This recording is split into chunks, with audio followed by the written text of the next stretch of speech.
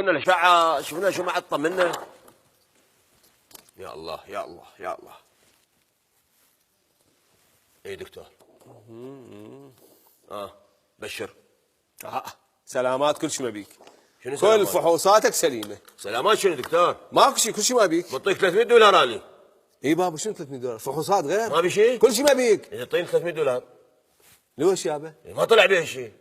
شنو ما طلع بيك شيء؟ انت اخذت 300 دولار غير على مود يطلع بيها شيء، ما طلع بيها شيء، ترجع لي اياه. لا بابا، هاي فلوس الكشفيه والفحوصات. شنو؟ عجيب، كشفيه شنو دكتور؟ شنو الزوج قدامك؟ ليش؟ هسه تجيب ابو بواري يجي يشوف البواري يقول لك كل شيء ما بيه، انت تعطي فلوس؟ لك بابا، ديش غير شغله، هاي شغله فحوصات. ليش غير شغله؟ يعني تصل يومكم يصير غير شغله، ما طلع بيها شيء، 300 دولار على شنو؟ بابا يعني دكتور، كل شيء ما بيك. تاكد عيني، تاكد ما بيها شيء، تاكد. يا ابني مو شفتها كل شيء ما بيك. اها ماكو مرض؟ كل شيء ماكو. عجيب، واحد عن الناس شوف لي من نام. شنو هاي؟ ايه يلا. لحظه إيه؟ لحظه. شنو؟ لا ابني، عندك شنو؟ انزلاق. هنا؟ ايه بالفقرات مالتك. ايه؟ وده يضرب على العنقيه. يلا ايه؟ واحتمال يصير بيك يعني شنو؟ احتمال يصير بيك شلل.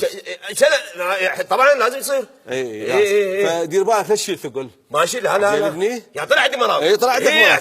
هسه واحد ما يستحي اذا بفلوسه. قلت لي يصير بيها شلل بعدين. ايه بس لا تشيل ثقل. لا لا لا ان شاء الله ما اشيل 300 دولار ما راحت بلاش. رحم الله والديك. هسه تمام.